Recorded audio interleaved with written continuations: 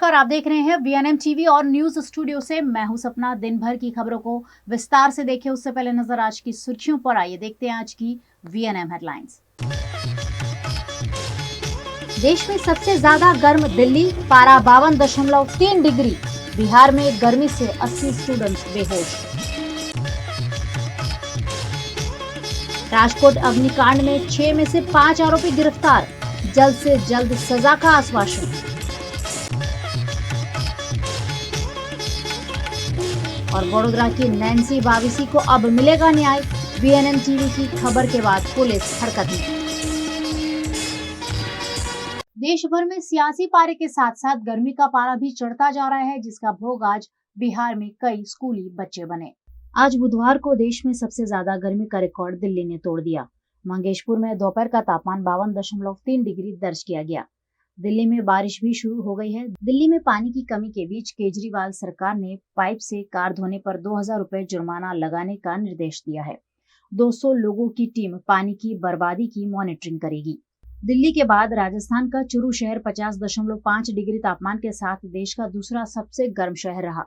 राजस्थान में गर्मी से 23 से 29 मई तक 55 लोगों की मौत हो चुकी है। बिहार की कई जिलों में पारा 48 डिग्री के करीब पहुंच चुका है। भीषण गर्मी से यहां बुधवार को 8 जिलों में 80 बच्चे बेहोश हो गए। इसके बाद यहां स्कूल का समय बदलकर सुबह 6 से 10 बजे तक कर दिया गया है।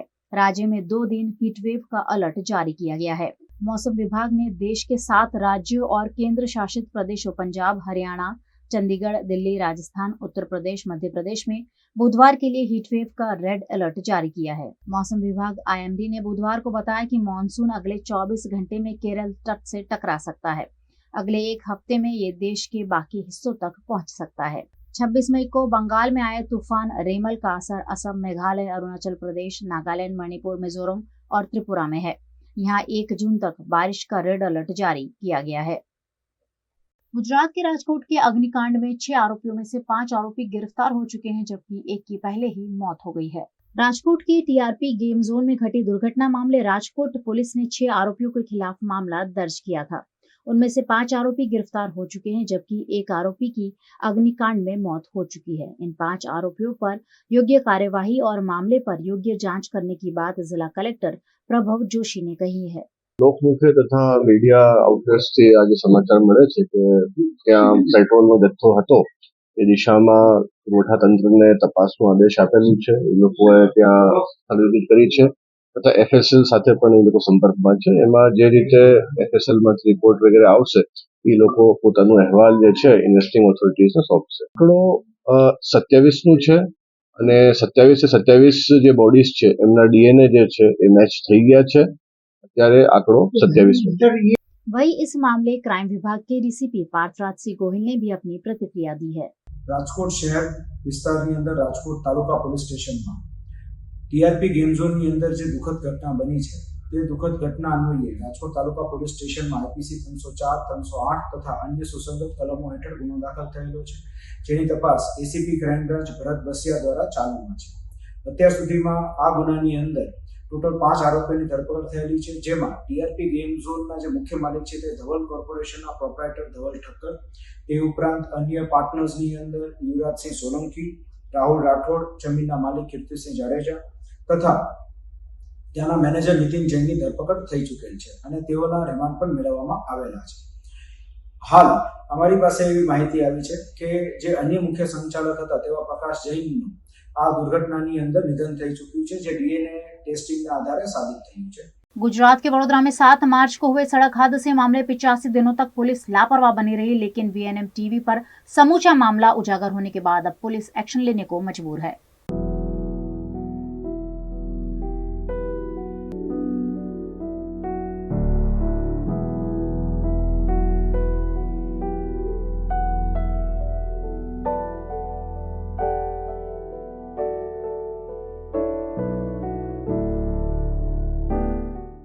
सात मार्च की शाम को वडोदरा की एमएस यूनिवर्सिटी में पढ़ने वाली 22 साल की लड़की नैन्सी बाविसी को एक नाबालिग बाइक चालक ने लापरवाही से स्पोर्ट्स बाइक चलाकर हादसे को अंजाम दिया था।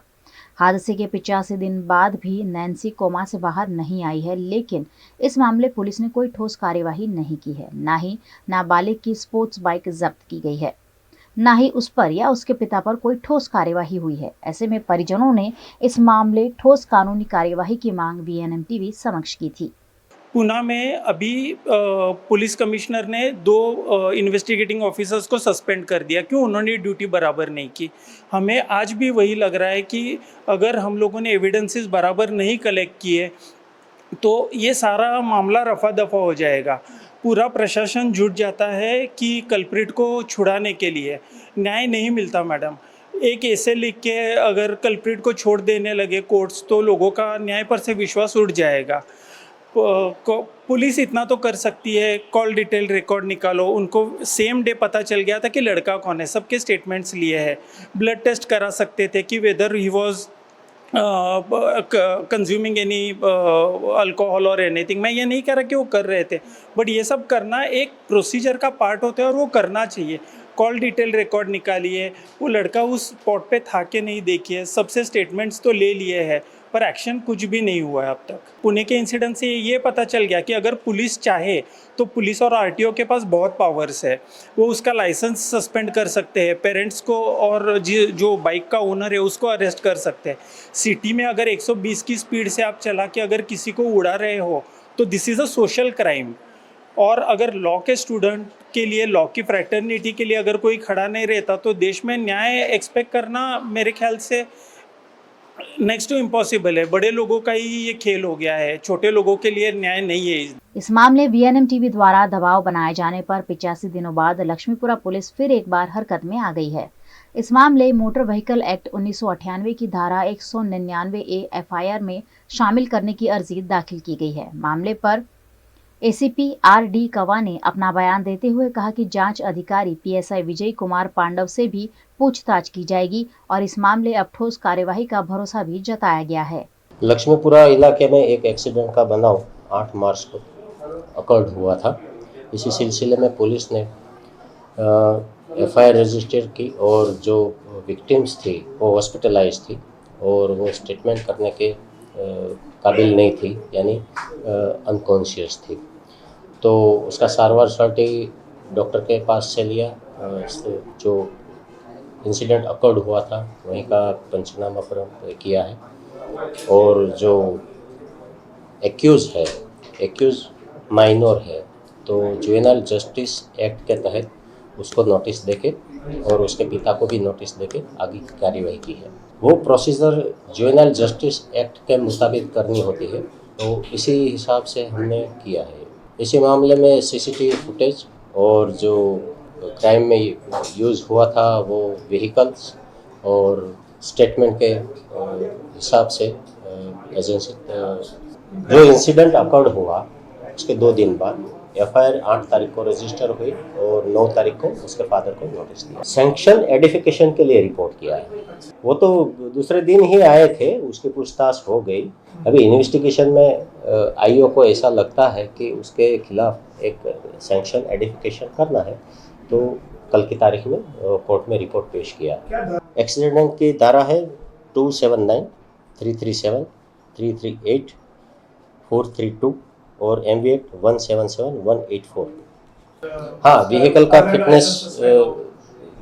फिटनेस जो चेकअप होता है उसके बारे में भी प्रोसीजर किया है। उसके लाइसेंस के बारे में रजिस्टर हुआ है कि नहीं वो बारे में भी इन्वेस्टिगेशन किया है। नहीं, जो एक्यूज है उसके खिलाफ ये प्रोसीजर अभी करेंगे। फादर के खिलाफ सेक्शन एडिफिकेशन का रिपोर्ट दिया है, उसके बाद उसके खिलाफ जो लीगल प्रोसीजर तय करके हम करेंगे। कोर्ट आज सेक्शन करती है तो आज ही करेंगे। 8 मार्च को अकर्ड हुआ था इंसिडेंट। हाँ, हम चेकअप करेंगे इसके बारे में। अगर उसकी लेखविना है IO की, हम उसके खिलाफ एक्शन लेंगे। हाँ, RTO की प्रोसीजर जो मेमो था वो दिया।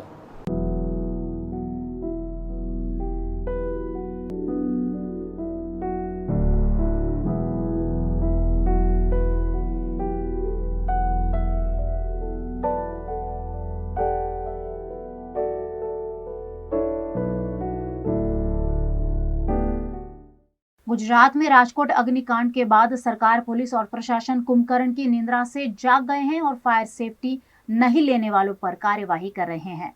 राजकोट अग्निकांड के बाद गुजरात में पुलिस और प्रशासन अलर्ट पर है, जिसके चलते हर जगह जांच चल रही है। अमरेली शहर के मध्य में नागनाथ मंदिर निकट कमर्शियल बिल्डिंग में जहां फायर सेफ्टी की जांच में नोटिस के बाद भी कार्यवाही नहीं होने पर संपूर्ण परिसर को सील कर दिया गया है। राजकोट में 27 लोगों की मौत के बाद अब लगातार कार्यवाही हो रही है और इसी के तहत अमरेली में भी इस कार्यवाही को अंजाम दिया गया।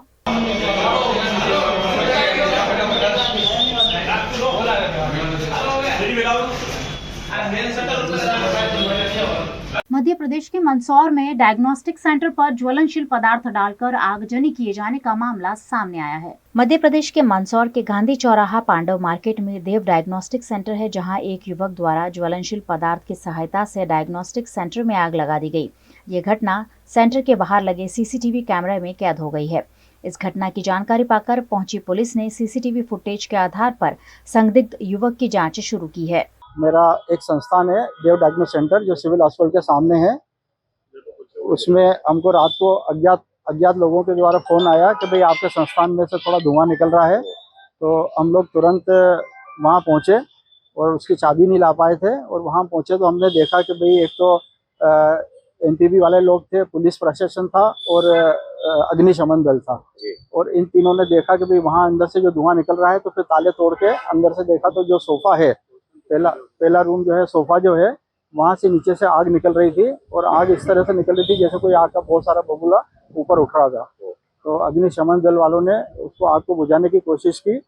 थोड़ी देर में आग तो बुझ गई, पर उसमें आसपास कहीं भी ऐसा कोई इलेक्ट्रिक फॉल्ट नहीं दिख रहा है, या कोई भी ऐसा एमसीबी गिरी हुई नहीं है, या कोई भी ऐसा अपन को लगे कि भाई किसी ने आग लगाई हो, उसी की शंका हमको लग रही है। डायग्नोस्टिक सेंटर है जो डॉक्टर संतानी जी का है, उनके जो डायग्नोस्टिक सेंटर है उसमें आगजनी की सूचना भी थाना पर प्राप्त हुई है। कल रात में भी उसमें 10 तो मोबाइल गई थी जिन्होंने आग बुझाने में सहयोग किया था, और अभी उसमें रिपोर्ट पर प्रथम सूचना दर्ज की जाकर अग्रिम वैधानिक कार्रवाई की जाएगी। कोई संदिग्ध व्यक्ति उसमें उस समय वहाँ पे घूमता हुआ दिखा है, अब उसको उसकी पताराशी करके उससे पूछताछ की जाकर जो भी समझ में आएगा आगे कार्रवाई करेंगे। VNM टीवी पर आप देख रहे हैं खबरें। वक्त हो चला एक छोटे से अंतराल का, कहीं जाइएगा नहीं, जल्द लौटेंगे कुछ और खास खबरों के साथ।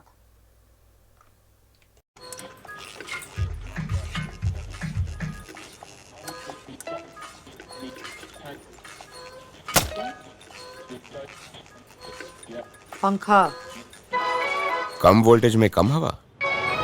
Switch to RR signature BLDC fans जो दे फुल स्पीड कम वोल्टेज में। RR सिग्नेचर फैंस, आपके काम की बात।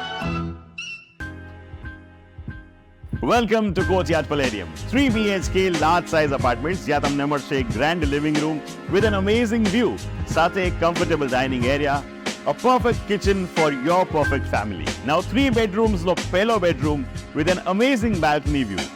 સાથે the second bedroom which is very comfortable, very cozy and has ample of sunlight. And now for the third and the master bedroom of this house. This is so amazing, so grand and so beautiful.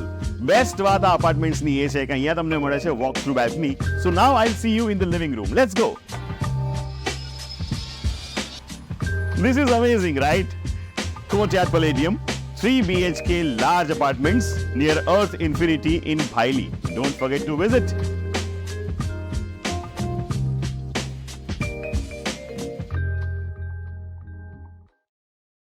Bharat ले रहा है electric अंगड़ाई। क्यों ना हम साथ चले, साथ चले, साथ बढ़े, साथ बढ़े, देश मेरे, देश मेरे। देश को ले जाए नई दिशा की ओर। आपका जॉय, भारत का जॉय। गुजरात के वडोदरा में दशामाता तालाब निकट गुजरात हाउसिंग बोर्ड द्वारा दीवार बनवाई जा रही है, जिसका स्थानीय निवासियों ने विरोध किया। वडोदरा के गोरवा इलाके में हाउसिंग बोर्ड के आवास में 400 से ज्यादा लोग रहते हैं। यहाँ निकट में ही दशामा तालाब है, जहाँ गुजरात हाउसिंग बोर्ड द्वारा दीवार बनाई जा रही है, जिसका स्थानीय निवासियों द्वारा विरोध किया गया। अगर ये दीवार बनाई जाती है तो बरसाती पानी के निकासी में दिक्कत आएगी और लोगों के घरों में पानी भर जाएगा। ऐसे में आम आदमी पार्टी के पूर्व अध्यक्ष वीरेंद्र रामी की अगुवाई में गड्ढे में उतरकर स्थानीय निवासियों द्वारा विरोध प्रदर्शन करते हुए गुजरात हाउसिंग बोर्ड और भारतीय जनता पार्टी के खिलाफ नारेबाजी की गई। અમે દશામા મંદિર આગળ ઝુંપડપટ્ટીમાં રહીએ છીએ. અમને આ કોર્ટ બનાવે છે, સરકાર રસ્તો આપતી નથી, તો અમારે ક્યાં થઈને જવા ખાડા કર્યા છે, એની અંદર દાટી દો અમને. અમે પ્રજા અહીંયા રહીએ છીએ આટલા વર્ષોથી, તો અમે ક્યાં જઈશું? એ મારો વિરોધ છે.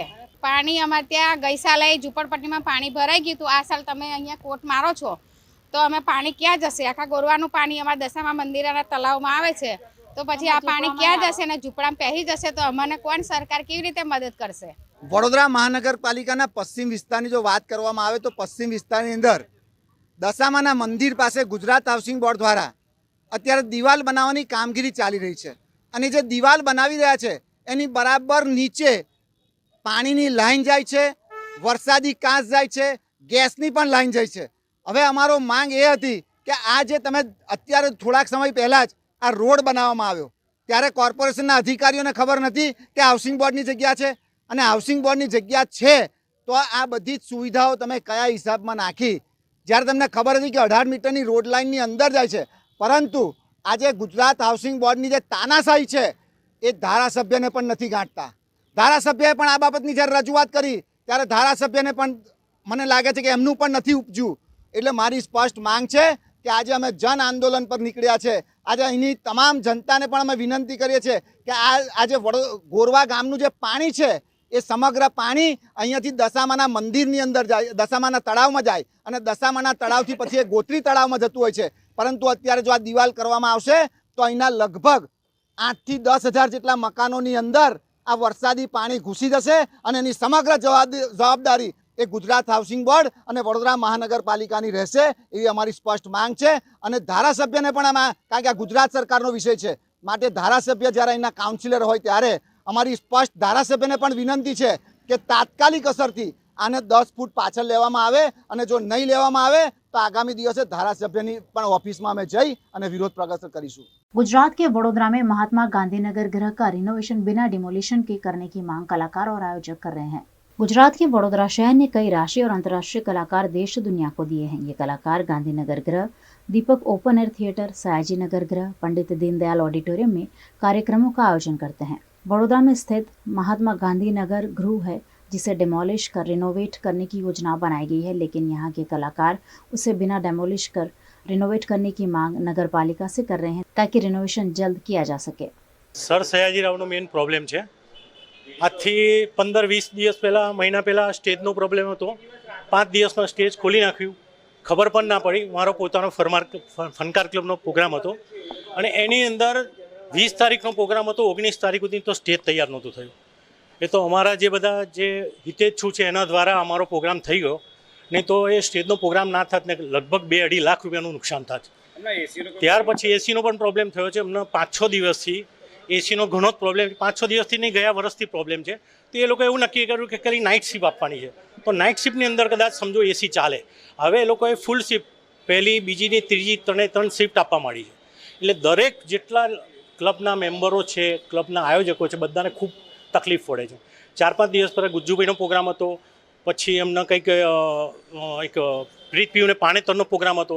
એની અંદર લોકો બેભાન થઈ ગયા, 40-50 જણનું ટોળું આખું બહાર નીકળી ગયું, અને બ્રજેશ પસારીનો જે પ્રોગ્રામ હતો એમાં બધાને ઘેરી વળ્યા. એ લોકોને રિફંડ આપવું પડ્યું. અમે ફનકાર ક્લબ છે કે ફરમાઈશ ક્લબ છે કે માનસી આર્ટ છે, અમે બધા કહું છું એમાંથી મેળવતા નથી. એક સેવાના મુદ્દે અમે આ કામ કરી રહ્યા છીએ. છતાં પણ હવે કોર્પોરેશન જાગે તો સારું છે, નહીં તો દરેક આખા ગુજરાતની અંદર બધામાં જો કોર્પોરેશનનું કામ હોય તો વડોદરાનું બહુ એ છે કે કશું કોઈ જાતની માહિતી મળતી નથી કે આજે કામ બંધ કરી દો, આજે આમ કરી દો, આજે આમ કરી દો. એટલે કોઈ જાતનું બધા જાડી ચામડીના જેવા છે, કહીએ તો કશું જ કોઈ સાંભળતું નથી. તો આની માટે તત્વરે પગલાં લેવા, કે પછી હોલ બંધ કરી દો, કારણ કે 12 તારીખે મારો પોતાનો ફનકાર ક્લબનો પણ પ્રોગ્રામ છે. तो आने माटे कोई पण रीते पगला ले एवी हमारी विनंती है. गुजरात के वडोदरा में प्रशासन द्वारा मुख्य निर्वाचन अधिकारी की अध्यक्षता में स्टेट पुलिस मॉडल ऑफिसर और सभी जिला चुनाव अधिकारियों की समीक्षा बैठक आयोजित की गई. वडोदरा में लोकसभा और विधानसभा उपचुनाव की मतगणना को लेकर मुख्य निर्वाचन अधिकारी पी भारती की अध्यक्षता में वीडियो कॉन्फ्रेंस के माध्यम से और एक समीक्षा बैठक आयोजित की गई, जिसमें चुनाव की मतगणना की तैयारी की समीक्षा की गई. 4 जून को सुबह 8 बजे से राज्य के सभी मतगणना केंद्रों पर गिनती शुरू हो जाएगी, जिसकी तैयारियां पॉलिटेक्निक कॉलेज में शुरू कर दी गई है.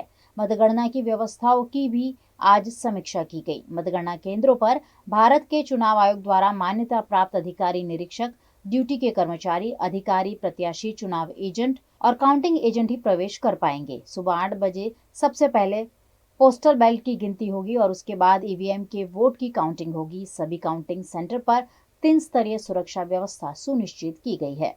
गुजरात के राजकोट में नवनियुक्त पुलिस कमिश्नर ब्रजेश झा ने पदभार संभालते ही टीआरपी गेम जोन मामले कार्यवाही शुरू कर दी है। गुजरात के राजकोट में अग्निकांड के बाद पुलिस कमिश्नर राजू भार्गव का तबादला कर दिया गया था और उनकी जगह पुलिस कमिश्नर ब्रजेश झा को नियुक्त किया गया है। पदभार संभालते ही police commissioner Brajesh Jha TRP game zone पर वारदात का निरीक्षण करने पहुंचे। यहाँ उन्होंने हर स्थिति का बारीकी से जायजा लिया। टीआरपी गेम जोन के बाद police commissioner Brajesh Shah Rajkot civil अस्पताल पहुंचे और यहां भी उन्होंने घायलों से मुलाकात कर घटना कैसे घटी उसकी जानकारी ली।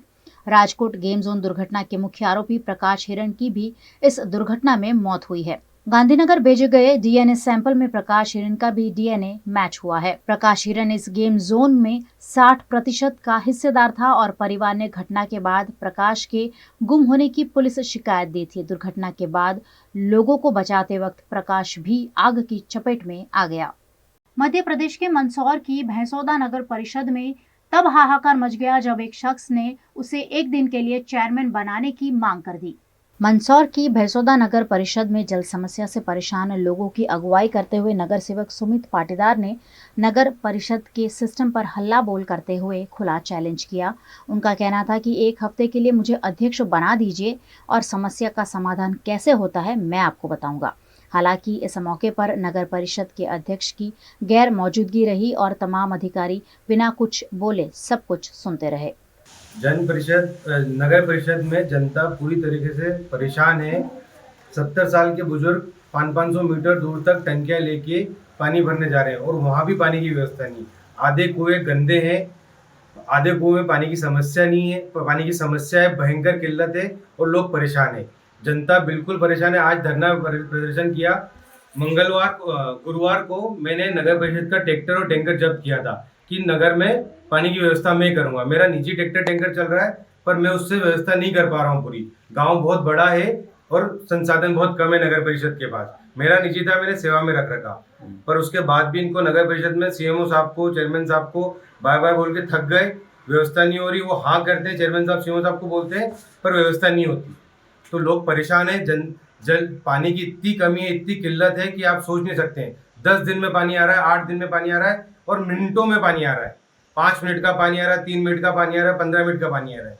ऐसे लोगों की व्यवस्था नहीं बैठ पा रही है। लोगों के पास पीने का पानी नहीं, नहाने धोने की तो अलग बात है। जी, उनके द्वारा मांग की गई थी कि कुएं में और ट्यूबवेलों में मोटर डाली जाए, हेडपम्प चालू हो, उसी में मोटर डालने की मांग की गई। और मेरे द्वारा नगर में ट्रैक्टर के माध्यम से और टैंकर के माध्यम से जल खुदाई किया जा रहा है रेगुलर। इस बार बारिश कम हुई थी, उन्होंने विचार किया था, विरोध किया था। जो पूरे अधिकार करने थे वो अधिकार भी किए। किसी कारण से कोई कुआं छूट गया, कोई हादसे में डेथ हुई, किसी ने पानी दिया, ऐसा विषय भी आया था, पूरा हो गया पूरा। और जो आज समस्या आई है सामने, इसको देखते हुए हमने आज जो वार्ड मांग रखी है उसका हम पूरा काम करेंगे। वार्ड में मोटर लगाने वो लगाएंगे। और मेरा जो कहना है कि हर वार्ड का जो पार्षद है वो थोड़ा एक्टिव हो जाए, तो थोड़ा सहयोग कर दे नगर परिषद में। अपन चुनाव के पहले तो वादे करते कि रास्ता भी हम बताएंगे और पानी भी हम ला के देंगे।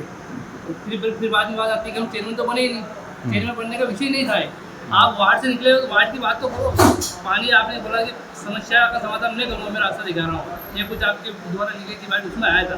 मेरा जो कहना है कि अपन सहयोग करके पानी सबको देंगे और सब लोग इसमें एक्टिव हो जाए। मैं मेरे वार्ड में मैंने खुद ने हाथ से पाइप नीचे डाला है और मैं दिन रात लग रहा हूँ कि किसी के पानी के लिए बोल रहा हूँ कि आपको कुआं फ्री हो तो उसमें जोड़ रहा हूँ। किसी पार्षद तो खुद आए और ऐसा काम करे कि यार उसका कुआं भी जोड़ लो, उसका भी जोड़ लो, समस्या थोड़ा दूर होगी। अपन सहयोग तो करें। VNM TV पर आप देख रहे हैं खबरें। वक्त हो चला एक छोटे से अंतराल का, कहीं जाइएगा नहीं, जल्द लौटेंगे कुछ और खास खबरों के साथ। Part of the RR Global Conglomerate with a presence in over 50 countries. RR Kabel is a leading Indian wires and cables brand. A wide range offering excellent quality and trustworthiness. RR also has a wide range of lighting solutions. Choose from several options that can light up your home or office. Presenting appliances from RR, increasing the style quotient of your home. Delivering convenience every day. RR fans, lighting solutions, air coolers, water heaters, irons and more.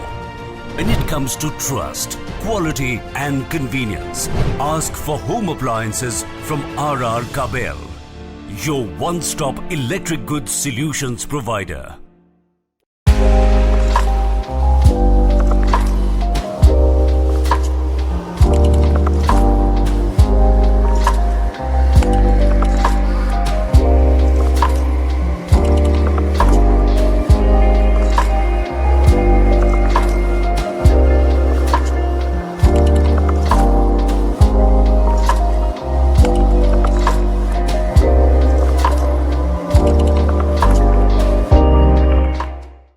Every new year we take a new year resolution. New year resolution का मतलब होता है upgrading your life, which means upgrading your lifestyle and upgrading your living space. And that is why the best choice is Trilogy by Courtyard.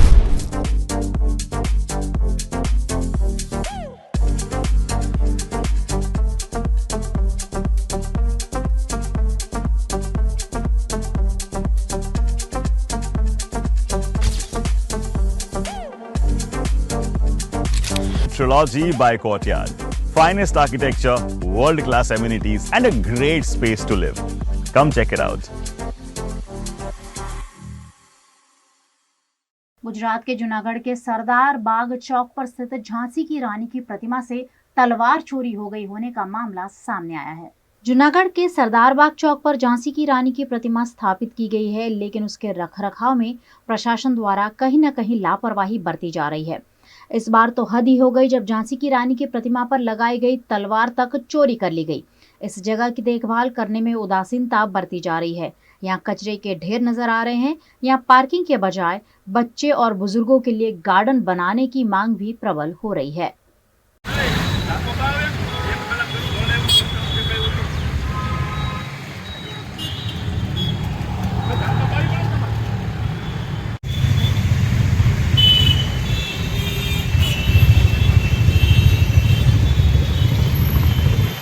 Gujarat के वडोदरा में सयाजीगंज इलाके के complex में आग से अफरा तफरी का माहौल देखने मिला। वडोदरा के सयाजीगंज इलाके में सिल्वर लाइन कॉम्प्लेक्स है, जहां विद्युत विभाग के मीटर में आग लग जाने से अफरा तफरी मच गई। फौरन घटना की जानकारी दमकल विभाग को दी गई। दमकल विभाग की गाड़ी ने मौके पर पहुंचकर अपार्टमेंट के सभी दुकानदारों को बाहर निकाल दिया। ये आग बिजली के मीटर में लगी थी, जिस पर फायर ब्रिगेड ने फौरन काबू पाया। गर्मी के मौसम में आग लगने की घटनाएं बढ़ती जा रही है। हाल ही में राजकोट में अग्निकांड जैसा बड़ा हादसा हुआ है। ऐसे में इस आग के चलते यहाँ अफरा तफरी का माहौल देखा गया। જે ઓફિસમાં જે સેફ્ટી ફાયર લાગેલા છે એનાથી પહેલાં યુઝ કર્યો, એનાથી કોમ્પ્લેક્સના સિવિલ લાઇનના જે બી કોમ્પ્લેક્સમાં જેટલા ફાયર થાય એ પહેલાં ઇસ્તેમાલ કરી દે, એના પછી ફાયર બ્રિગેડ આવી ગયા, એની ટાઈમે ફોન કરું તો એની જેટલું વહેલું બન્યું એટલા વહેલું બનાવીને આગ ઓલવાઈને બધા સેફ્ટીથી બધા ઓફિસમાંથી જેટલા વર્કરો હતા, જેટલા ઓફિસ વર્કર હતા, બધા શાંતિથી સુકૂનથી બધા બહાર નીકળી ગયા। જીબીમાં વાત કરી, એના પછી બંધ કરાયું, એના પછી બધું શાંતિથી પતી ગયું, કોઈને જાનહાનિ થઈ નથી। વર્લ્ડ ટ્રેડ સેન્ટર છે સિલ્વર લાઇટ, એમાં મીટરોમાં આગ લાગી હતી। મીટર ઓવરલોડના કારણે આગ લાગી હતી। વાયરો બધા સળગી ગયા છે અને મીટરોની જગ્યા એટલી બધી અંદર છે કે બાથરૂમમાં થઈને અંદર કોઈને એનું કોઈ એક્ઝિટ છે નહીં બરાબર। બહુ કન્જેસ્ટેડ જગ્યામાં આ લોકોએ મીટરો મૂક્યા છે। એ ખરેખર ના હોવા જોઈએ। મીટરો ઓપન સાઈડમાં હોવા જોઈએ। એ એમની ભૂલ છે મોટી। આ ગોલવી નાખી છે, અમે કુલિંગ કરી દીધું છે। બધા સાધનો તો એમના એક્સટિંગ્વિશર બધા હતા। અમે પહેલાં એમના CO2 માર્યું, પાવડર मार्યું, ત્યારબાદ અમે પાણી लाइन बंद करा, પછી पानी मारी थी। उत्तर प्रदेश में विकास के बड़े बड़े दावों के बीच उन्नाव में कागजों पर चल रहे ज्यादातर आंगनवाड़ी केंद्रों पर बड़े बड़े ताले लटक रहे हैं। उत्तर प्रदेश के उन्नाव में बाल विकास विभाग की सुस्ती के चलते स्थानीय विकास खंड के कई आंगनवाड़ी केंद्रों पर ताला लटक रहा है। गिने चुने केंद्रों पर ही मुट्ठी भर बच्चों को बिठाकर केंद्र के संचालन की औपचारिकता निभाई जा रही है। उन्नाव के बांगरमुख क्षेत्र में आंगनवाड़ी केंद्रों की हालत काफी दयनीय है। अधिकारियों की लापरवाही के चलते केंद्र सिर्फ कागज पर ही संचालित किए जा रहे हैं और बच्चों की हाजिरी भी सिर्फ कागज पर ही दिखाई जा रही है, जबकि जमीनी हकीकत ये है कि आंगनवाड़ी चल ही नहीं रही। यहाँ ना कोई देखने वाला है और ना ही कोई कार्यवाही करने वाला। ऐसे में बच्चों को ना तो प्राइमरी शिक्षा मिल पाती है, ना ही प्री प्राइमरी, ना ही उन्हें सरकारी योजनाओं का लाभ मिल पाता है। अब इतने खन तो स्कूल तो बंद है, स्कूलें में उगती रहे, अब तो स्कूल बंद है। तो महीने में मिल जाते हैं, महीना जब आवते हैं तो वहीं मिलते हैं, कब नहीं जैसे मिला मान लो।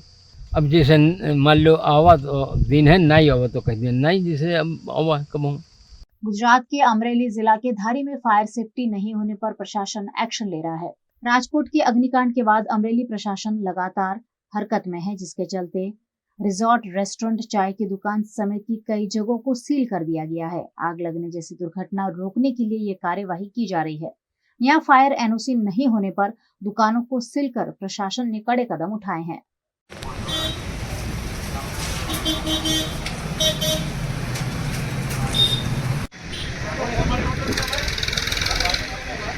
धारी का बस स्टैंड मेन एरिया और प्रशासन की ओर से राजकोट में जो कांड हुआ है उसकी वजह से ऐसा कांड दूसरी बार ना हो, तो यहाँ के जो मामलतदार सर है वो पूरे जो गांव है उसमें निकले हैं और हम जानते हैं कार्यवाही क्या है उनकी। सर किस प्रकार की ये कार्यवाही है? पूरा जो हमारा धारी तहसील है, पूरे तहसील में सभी जगह जो भी रिसोर्ट, होटल, रेस्टोरेंट वगैरह जो रूल्स और रेगुलेशन के हिसाब से नहीं चल रहे हैं, उन सभी को हमने नोटिस दिया है और जब तक वो रूल्स और रेगुलेशन फॉलो नहीं करते हैं तब तक वो बंद रखने का नोटिस भी दिया है और काफी सारे यूनिट्स सील भी किए हैं। सर ये कार्यवाही कब तक चलेगी? जब तक हम ये डिसाइड नहीं कर लेते कि धारी में अभी कोई भी रेस्टोरेंट ऐसा नहीं है, कोई भी रिसोर्ट ऐसा नहीं है जो रूल्स और रेगुलेशन के हिसाब से नहीं चल रहा है, तब तक ये कार्यवाही चालू रहेगी। गुजरात के सोमनाथ में पवित्र त्रिवेणी संगम में तीर्थ पुरोहित सोमपुरा ब्रह्म समाज द्वारा राजकोट के मृतकों की शांति के लिए प्रार्थना की गई। गुजरात में प्रसिद्ध तीर्थधाम सोमनाथ है, जहां पवित्र त्रिवेणी संगम है। यहाँ तीर्थ पुरोहित सोमपुरा ब्रह्म समाज द्वारा शनिवार को राजकोट के अग्निकांड में मारे गए सभी 27 लोगों के आत्माओं की शांति और मोक्ष की प्रार्थना की गई।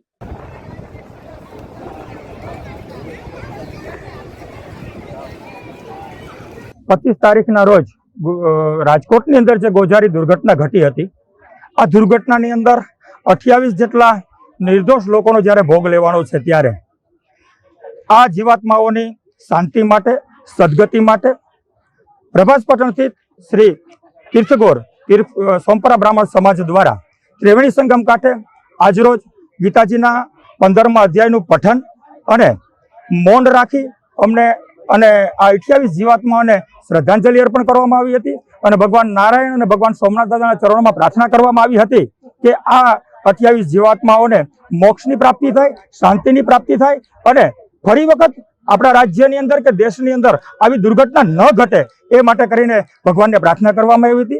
આજરોજ સોમપરા બ્રાહ્મણ સમાજ તીર્થ પુરોહિત દ્વારા તમામ જીવાત્માઓ માટે આજે શાંતિની प्रार्थना કરવામાં આવી। उत्तराखंड के हरिद्वार में रेडी पटरी के स्ट्रीट वेंडर की बैठक का आयोजन प्रशासन के अतिक्रमण हटाओ अभियान के खिलाफ किया गया। हरिद्वार में ललतारो पुल खोखा पटरी एसोसिएशन के प्रतिनिधियों ने शिव पार्क में बैठक का आयोजन कर प्रशासन द्वारा अतिक्रमण हटाओ अभियान के दौरान रेडी पटरी के स्ट्रीट वेंडर को अपने कारोबारी स्थान से हटाए जाने के विरोध में बैठक का आयोजन किया। बैठक के माध्यम से मुख्यमंत्री पुष्कर सिंह धामी और मुख्य सचिव राधा रतोड़ी से संयुक्त रूप से उत्तराखंड नगरीय फेरी नीति नियमावली के अनुसार स्ट्रीट वेंडर को स्थापित किए जाने की मांग को दोहराया। अतिक्रमण अभियान चलना चाहिए, सड़कें चौड़ी होनी चाहिए, लेकिन अतिक्रमण अभियान के दायरे में वो लोग आने चाहिए जिन्होंने नगर निगम की संपत्ति को कब्जा रखा, जिन्होंने पीडब्ल्यूडी की संपत्ति को कब्जा कर बड़े बड़े निर्माण कर दिए, जिन्होंने सिंचाई विभाग की भूमि पर आलीशान मकान खड़े करके किराए पर चढ़ा रखे हैं, वो अतिक्रमण हटना चाहिए। ये रेडी पटरी वाला अतिक्रमण की श्रेणी में नहीं आता। देश के यशस्वी प्रधानमंत्री जी इनको स्वनिधि योजना देते हैं और ये कहा गया, भारत सरकार ने तमाम स्ट्रीट वेंडर को परिभाषित किया है। ये कहा गया कि बार बार कहा जाता है ये अतिक्रमणकारी है, ये अतिक्रमणकारी नहीं है, ये स्वरोजगारी है। ये अपना स्वरोजगार करता है, अपने बच्चों को मेहनत से सड़क पर स्ट्रीट वेंडिंग करके तब जाकर जो है अपने परिवार का पालन पोषण करता है। तो ये तमाम स्ट्रीट वेंडर जो है ये अतिक्रमणकारी नहीं है, ये स्वरोजगारी है। इस बात का ध्यान रहना चाहिए और राज्य में स्ट्रीट वेंडर एक्ट है, पत्र विक्रेता संरक्षण अधिनियम, राष्ट्रीय फेरी नीति नियमावली, उत्तराखंड नगरीय फेरी नीति नियमावली 2016, जिसके तहत मैं टीवीसी सदस्य हूँ, टाउन बेंडिंग कमेटी बनी हुई है। यदि अभी अतिक्रमण अभियान चलता है, जो न्याय कहता है, जो नियमावली कहती है, जो कानून कहता है कि पहले टाउन बेंडिंग कमेटी की बैठक होनी चाहिए। टाउन बेंडिंग कमेटी की बैठक होनी चाहिए, उसमें चिन्हित होना चाहिए कहाँ अतिक्रमण है, कहाँ पर नहीं है, कहाँ वेंडर को हटाया जाएगा, कहाँ लगाया जाएगा। और एक समस्या का समाधान खुद ही दे रहा हूँ, मैं आपके माध्यम से दे रहा हूँ। राजकोट के अग्निकांड के बाद वडोदरा के नागरिक अब खुद फायर सेफ्टी सुनिश्चित कर रहे हैं। वडोदरा के कारेलीबाग में मुख्यमंत्री आवास योजना में 383 घर है, जहां कई परिवार रहते हैं। यहां अफोर्डेबल हाउसिंग के अधिकारियों द्वारा फायर सेफ्टी पर कोई कार्यवाही नहीं किए जाने पर स्काई हार्मनी के पूर्व अध्यक्ष हितेश सांगठिया ने पुलिस कमिश्नर को लिखित में शिकायत करते हुए फायर सेफ्टी सुनिश्चित करने की बात कही है। साथ ही यहां पर फायर एनओसी की कार्यवाही अधूरी होने के बावजूद एनओसी दे दिए जाने की शिकायत करते हुए अधिकारियों और कॉन्ट्रैक्टर के खिलाफ एक्शन लेने की मांग की है। आ 11 टावरनी सोसायटी है, 383 मकानों है। माननीय वडाप्रधानश्रीनी आ एक योजना एवी है कि जेमां लोअर इन्कम वाला लोको माटेना मकानो है, तेनी अंदर तमाम प्रकारनी सुविधाओं आपवामां आवेली है। गैस लाइन, पाणीनी लाइन अने फायरनी सिस्टम। 7 माळ छेल्ले फायरनी सिस्टम होवी लाजमी है। જ્યારે મકાનો બની ગયા અને લોકો રહેવા આવ્યા ત્યારે ફાયર સિસ્ટમ નાખવામાં આવેલી હતી અને આના બનાવનાર છે રાજકમલ બિલ્ડર અંકિતભાઈ। તે ટાઈમે બી ફાયર સિસ્ટમ માટે અમે ધ્યાન દોર્યું હતું કે ભાઈ આ ફાયર સિસ્ટમ પહેલાં જેવી ચાલતી નથી, પણ ત્યાં સુધીમાં કોઈ હોનારત થઈ નથી એટલે વાંધો નહોતો।